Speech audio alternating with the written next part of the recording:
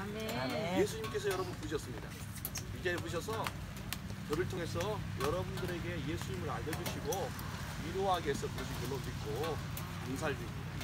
왜 예수를 알 필요가 있냐? 예수 이름에 능력이 있기 때문입니다. 그 다음에 예수님께서 우리를 위해서 이루신 공로가 크기 때문입니다. 따라서 오늘 여러분이 말씀을 통해서 예수님에 대해서 좀 더 아는 만큼 여러분의 삶이 보다 은혜롭고 능력이 있고 여러분이 어떨 때 힘들 때 그 모든 힘들과 어려움들을 극복할 수 있기 때문입니다. 따라서 제가 짧게 말씀을 증거하도록 하겠습니다. 은혜의 길을 맞는데 기도하겠습니다. 하나님 저를 감사합니다. 은혜 가운데 오늘 또 주의 사랑하는 백성들 불러주시고 이렇게 놀랍게 비도 알맞게 내리는 많이 내린 것도 아닙니다. 적게 내린 이곳에서 주의 말씀을 들으며 함께 우산을 받쳐들고 예배할 수 있는 특권을 생각합니다. 아멘. 이 특권을 누리는 이들이 복됩니다.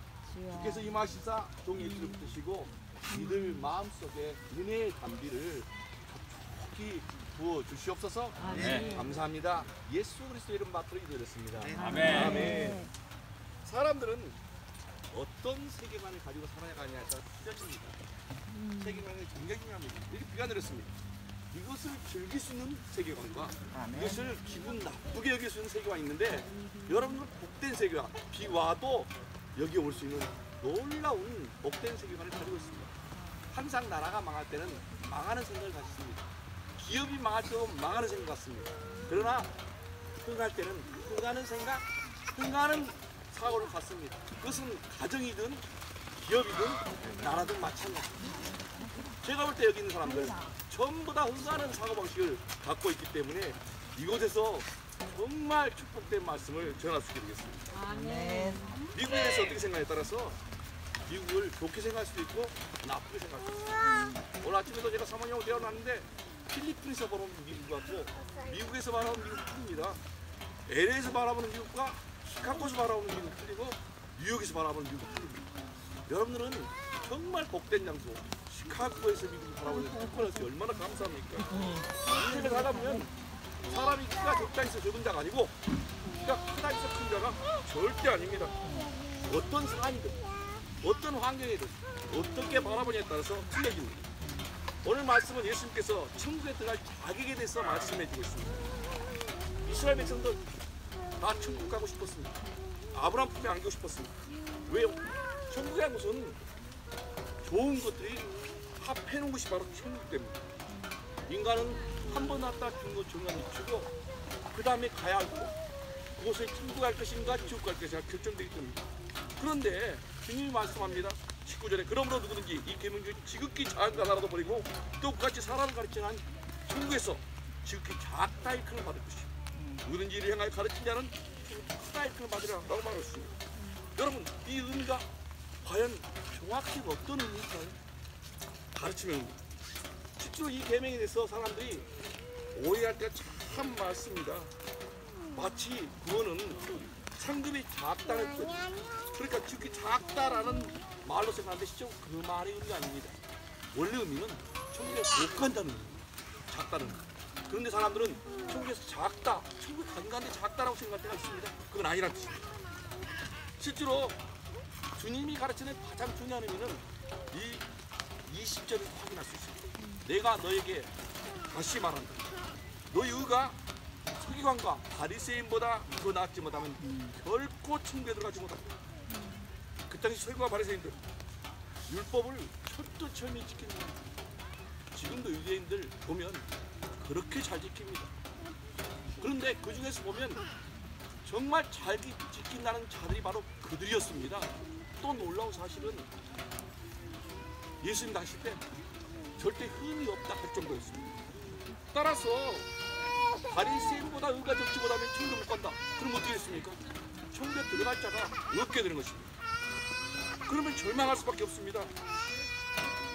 아니 왜 예수님께서는 이렇게 절망적인 얘기를 우리에게 하고 있단 말입니까? 그러면 우리도 유대인들처럼 그렇게 율법을 잘 지켜야 천국에 들어갈 수 있다는 그 말입니까? 아닙니다. 하나님께서 우리 인간을 태초에 만드셨습니다. 원래 에덴 동산에 그 좋은 곳에서 죽지 않고 영원히 살도록 만들어 놓은 것이 바로 우리 인간입니다. 이렇게 잘 만들어진 인간. 그런데 그 인간이 자기가 의가 없다는 걸 깨달았습니다. 자기 의를 세우기 위해서 그가 선악과를 먹습니다. 실제로 사람들은 선악과를 먹는 것을 마치 착각할 때 많은데 자기가 하나님이 만든 그 인내 가운데 있기보다 자기 의를 내세우려 하는 것이 그로 말미암아 에덴에서 쫓겨나게 됩니다. 하나님의 뜻을 거역하고 대적자가 된 것입니다. 인간은 타락권에 이 내면의 심한 타락으로 인해서 이제 아무리 노력해도 자기 계명을 지킬 수 없는 존재가 되었습니다. 뿐만 아니라 계명뿐만 아닙니다. 인간은 서로 간에 약속을 합니다. 그 약속을 잘 지킬 수 있는 존재냐? 부부간에, 친구, 가족 어렵습니다. 따라서 그 약속을 지키지 못함으로 스스로가 합니다. 나는 약속을 지키지 못하는 그런 존재구나 하면서 자기가 스스로 가슴 아파하는 존재가 바로 인간입니다. 겉은 포장합니다. 외식하죠. 히포크라테스. 그러나 속 내면은 자기가 얼마나 더러운지를 본인들이 스스로 잘 알고 있는 존재가 인간이 되었습니다. 그런데 예수님께서는 그 당시 자기 앞에 모인 제자들 향하여 내가 너희로니 너희 의가 서기관과 바리새인보다 더 낫지 못하면 천국에 들어오지 못한다 라고 말함으로써 그들에게 실질적으로 충격요법을 가하고 너희들은 인간의 입으로는 천국에 들어올 자격이 아무도 없다는 것입니다. 왜냐? 예수님 당시 때만큼 우상 굶지 않았고 예수님 당시 때만큼 말씀을 잘 지킨 시대가 없었는데 그런 그들이 천국에 못 들어가면 인간의 노력으로는 천국에 들어갈 수 없다는 것입니다. 인간이 노력해서 천국에 들어가시면 예수님이 왜 오셨겠습니까?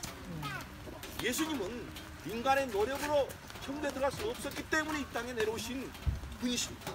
그래서 바로 그 의가 인간에게 없기 때문에 의로서 나타났습니다. 로마서 3장 21절 이제는 율법 외에 하나님의 한 의가 나타났으니 율법과 선지자들에게 증거를 받은 것이다.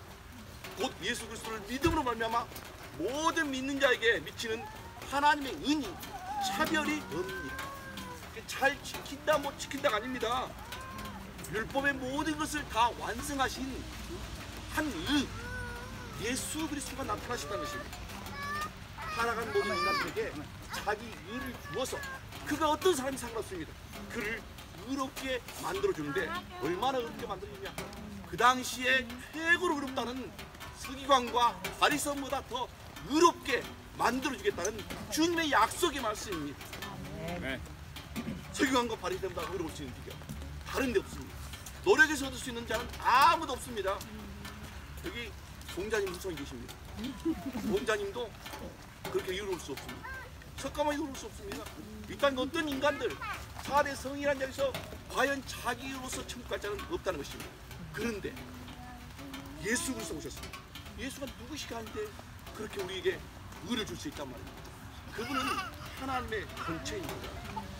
그분은 인간이 지킬 수 없는 모든 의를 혼자서 다 지키신 분입니다. 그분이 율법 폐하러 온 게 아닙니다. 그분은 할례도 받으셨고 세례도 받으셨고 모든 율법을 다 준행하심으로 혼자서 율법의 모든 것을 다 완성하십니다. 내가 율법을 폐하러 온 게 아니라 내가 율법을 완성시키러 왔다라는 것입니다. 그래서 예수님은 자신의 의를 인간들에게 전가해 주어서 그 전가된 인간들로 하여금 천국에 들어올 수 있는 그러한 놀라운 역사를 일으키시고 예수님의 신성 인간을 천국하는데 인간에게 어떤 노력 필요 없습니다. 의 필요 없습니다. 헌신 필요 없습니다. 인간의 공로는 전혀 필요 없습니다. 오직 천국은 예수님의 의를 힘입은 자만이 들어갈 수 있습니다. 왜냐? 예수님은 하나님과 동등한 바로 삼일체 하나님이시기 때문에 누가복음 5장 24절에 듣습니다. 한 중풍자가 예수님께 왔습니다. 그때 예수님께서 이렇게 말합니다. 그 중풍자에게 네 죄사함을 받았느냐? 그가 어떤 의를 행하였습니까? 중풍병자 아무것도 행하지 않았습니다. 그런데 그가 예수님의 의를 전가받아서 천국에 갈 것입니다. 그렇게 예수님께서는 자신의 의를 전가해서 천국에 간다고 말할 때 옆에 있던 바리새인과 서기관들을 생각할 때 그것은 마치 사람들을 현혹한 것이 보였습니다. 왜요? 인간이 노력을 해야지 천국 가는데 왜 자기가 의를 준다고 말하는 것입니다. 그러면서 예수님을 이단으로 몰았고 예수님을 사기꾼으로 몰았고 심지어는 예수를 바알세불 지킨 자다라고 말했습니다. 그러나 예수는 자기에 대해서 분명히 말했습니다. 자기에게 나아오는 자는 누구든지 천국에 갈 수 있게 하겠다는 것입니다. 예수님이 마지막 십자가 달렸을 때 강도가 양옆에 달렸습니다. 그때 한 강도, 그는 의를 행하지 않았습니다. 오전 내내 예수님을 같이 욕했던 자입니다. 그런데 그가 말합니다. 당신의 나라에 말 때 나를 기억하소서. 그 말씀 한마디에 뭐라 그러냐? 내가 진실로 내게 이르노니 오늘 네가 나와 함께 천국에 있으리라 라고 분명히 말씀해 주셨습니다. 평생 강조를 했으면 그런 자가 천국에 갈 수 있다? 불가능한 일입니다. 그런데 그런 자까지도 예수님은 천국에 갈 수 있게 해주신다는 것입니다. 왜? 예수님의 의가 전가되기만 하면 전가라는 것은 그에게 완전히 부어진다는 것입니다. 그의 모든 죄는 사함받고 그는 완전히 천국에 들어갈 수 있는 의로운 자, 서기관과 바리새인보다 더 의로운 자가 된다는 것입니다. 그렇습니다. 천국 가는 거 자기 의로 가는 게 아닙니다. 천국은 모든 계명을 지켜서 가는 게 아닙니다. 지극히 적은 계명까지 지켜서 가는 게 아닙니다. 오직 예수 그리스도를 믿기만 하면 천국 갑니다. 로마서 분명히 말합니다. 의인은 없나니 하나도 없다. 이 땅의 모든 인간들은 다 죄 가운데 빠져서 다 그 죄로 말미암아 죽을 수밖에 없게 됐는데 그분이 의롭지 못한 인간을 위해서 오셨다는 것입니다. 노아를 말해서 성경 말합니다. 당대 의인이라고. 완전한 자로 말입니다. 그런데 보면 그것만 보면 잘못된 것입니다. 그러나 창세기 바로 위에 보면 6장 8절에 그러나 노아는 여호와께 은혜를 입었더라. 그게 노아의 의도, 그가 의롭게 행동해서가 아닙니다. 하나님께 은혜를 받았기 때문에 그가 의로운 자, 완전한 자가 되었다는 것입니다. 그렇습니다. 천국은 다른 사람이 가는 게 아닙니다. 은혜의 받음으로 말미암아 믿음을 갖게 되는 것입니다. 많은 사람이 생각할 때 자기 노력으로 노력하는 것 자체도 은혜입니다. 하나님 아버지께서 인간을 만드셨습니다. 가장 잘하셨습니다. 근데 자기 의를 내세우기 위해서 하나님을 되게 이쁜 그들, 자기 의를 세울 수 없던 그들을 위해서 하나님은 그 의를 베푸시고 그 인간들에게 완전히 의를 증가시킬 수 있는 독생자 예수를 이 땅에 보내셨습니다. 독생자를 보낸 이유, 인간 중에서 의를 세울 자가 없었기 때문입니다. 그래서 하나님 아버지는 예수께 나와서 예수를 자기의 마음문을 열고 구세주로 받아들이기만 하면 그를 의롭다고 여겨진다는 것입니다. 혹시나 이 중에서도 예수 그리스도를 아직도 마음에 영접하지 않은 분들이 있습니까? 그러면 오늘 이 시간, 이 상가밭에 비 올 때 한번 마음을 열고 예수를 영접하시기 바랍니다. 저를 따라서 해주시면 감사합니다. 다 눈을 감으시겠습니다. 따라서 예수님, 나는 의가 없습니다. 나는 생각으로, 말로, 행동으로 죄를 지었습니다. 다른 사람을 비난했습니다. 내가 살짝 의를 세우면서 다른 사람에 대해서 의롭지 못하다고 비난을 너무 심하게 한 지극히 큰 죄인입니다. 이제 마음을 엽니다. 오셔서 나의 모든 죄를 십자가의 피로 씻어주시고 예수님의 의를 나에게 주셔서 나를 의로운 자로 만드셔서 천국으로 인도하여 주십시오. 아멘. 예수님 말씀을 들었을 때 사람들은 처음에는 민감했습니다. 아니 저가 정말로 저렇게 의를 증가시킬 수 있는 자인가? 그런데 성령의 역사로 말미암아 제 아들은 알게 됐습니다. 자기같이 더럽고 추접하고 거짓말했던 자, 다른 사람 미워하고 시기하고 질투했던 자가 예수를 말미암아 깨끗이 씻음 받는 것을 분명히 그들은 알게 되었습니다. 놀라운 기적들이 나타나기 시작했습니다. 예수님의 말씀대로 자기들이 그전과 비교해 보니까 자기도 모르는 순간에 의롭게 행하고 있는 것입니다. 자기도 모르는 순간에 말도 변화가는 것입니다. 자기도 모르는 순간에 주님의 은혜를 증가하면서 예수를 위해서 사는 자들이 되었습니다. 지금도 사람들은 어떤 세계관을 가지고 사느냐에 따라 틀려집니다. 많은 사람이 생각을 들었습니다. 예수님이 눈에 안 보니까 예수님이 없다고 생각할 때가 참 많습니다. 그런가 그렇지 않습니다. 예수님 분명히 약속했습니다. 두세 사람이 내 이름으로 모인 곳에 함께 하겠다 약속했습니다.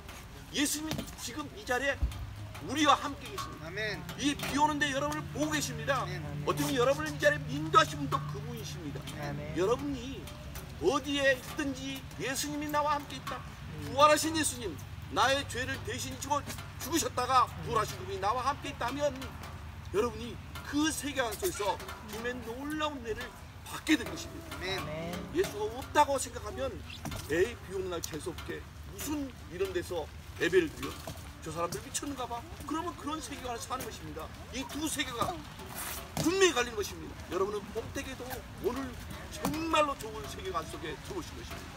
또한 예수 그리스도를 영접 안 했던 분들도 예수 영접했음으로 말미암아 이제 여러분과 예수님이 어디에 가든지 가정에 가든지 화장실에 가든지 사업장 가든지 직장에 가든지 학교에 가든지 여러분이 어디 갔든 주님은 함께 하시면서 여러분의 모든 더러움과 모든 문제를 감싸면서 여러분들을 도와주실 것입니다. 성도는 어떤 존재입니까? 자기 의로움으로 사는 존재입니까? 아닙니다. 자기 의가 없다는 것을 고백하면서 예수의 의를 필요한 자가 성도입니다. 성도가 노력하는 것도 자기의 노력이 아니라는 것을 분명히 아는 자가 성도입니다. 예배를 드린 것도 주님의 은혜가 있었기 때문이고 자기가 어떤 봉사하는 것도 주님의 은혜가 있었기 때문이고 우리가 이렇게 예배를 비우는데 드릴 수 있는 것도 주님의 은혜가 있었음을 알아야 됩니다. 찬송하는 것도 주님의 은혜요. 직장에서 일하는 것도 주님의 은혜요. 공부를 잘하는 것도 주님의 은혜요. 사업을 잘하는 것도 주님의 은혜가 있다는 것을 여러분이 알게 될 때 주님께서는 그런 자들에게 은혜 위에 은혜를 더하십니다.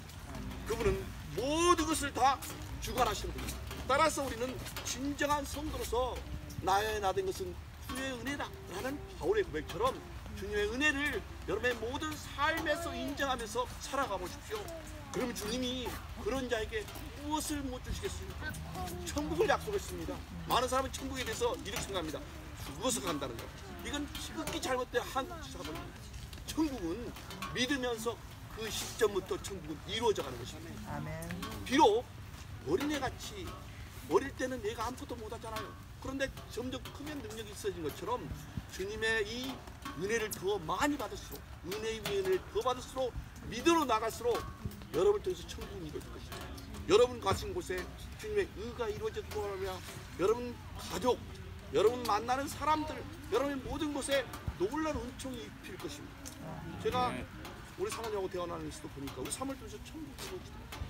일하면서 수많은 사람에게 은혜를 끼치는 거, 아픈 사람을 주면 덕분에 시원해졌다, 아파서 나왔다 이런 것이 유배예요. 이게 천국입니다. 이 땅에서 누리다가. 근데 이것은 맛백입니다. 영원한 천국이 주어질 것입니다. 가장 중요한 것은 주님은 살아계시고 역사하시고 여러분을 통해서 지금도 주님의 나라가 확장되기를 원합니다. 저는 이 시온 장로교회 여기에 놀라운 역사가 펼쳐지기를 원합니다.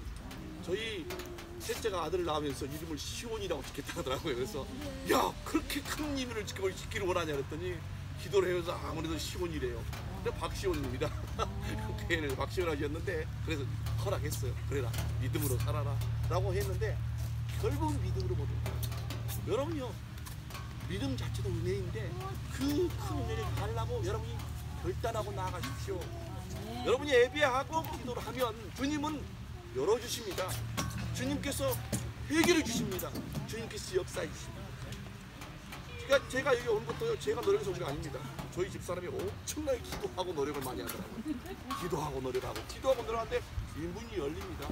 그리고 와서 이렇게 여러분 앞에 서서 이렇게 예수 그리스도의 의를 자랑할 수 있게 돼서 얼마나 기뻐요. 여러분 통해서 주님은 주님의 의를 연결해 주시기를 원하십니다. 의가 뭐냐? 바른 관계입니다. 전깃줄 있지 않습니까? 바르게 꽂히면 전기가 흐르는 것처럼 여러분 예수 그리스도를 만나고 주님과 깊이 관계를 맺어가면 그 시간에 놀라운 역사가 펼쳐집니다. 자녀들에게 이렇게 하라 저렇게 하라 말하지 않습니다. 여러분이 먼저 주님과 관계를 맺으십시오. 손을 꽂으십시오. 그러면 주님의 놀라운 은혜와 능력이 여러분께서 흐를 것입니다. 그러면 그가 지혜를 받을 것입니다. 어떻게 할지를 알 것입니다. 어떤 방향을 알 것입니다. 처음에는 마치 미약하지만 나중에 점점 더 힘있고 능력있게 될 것입니다. 저는 여기 계신 분들이 오늘 이 빗길을 뚫고 주님 앞에 나왔습니다. 앞으로도 계속 이렇게 주님을 찾아보십시오. 자기를 찾는 자에게 상 주시는 주님께서 여러분 앞으로 큰 상을 주시고, 지금은 미약하지만 앞으로 이 땅을 주님께서 여러분에게 줄 것입니다. 이 땅뿐만 아니라 천국도 주님께서 여러분에게 주실 것입니다. 우리 함께 잠깐 기도하겠습니다. 주여, 내가 있으니 내게 믿음을 다하옵소서. 주의 의를 더하여 주시옵소서. 의라는 것은 관계가 더 깊어지는 것입니다. 옛날에는요, 여러분 4비트로 꽂았습니다.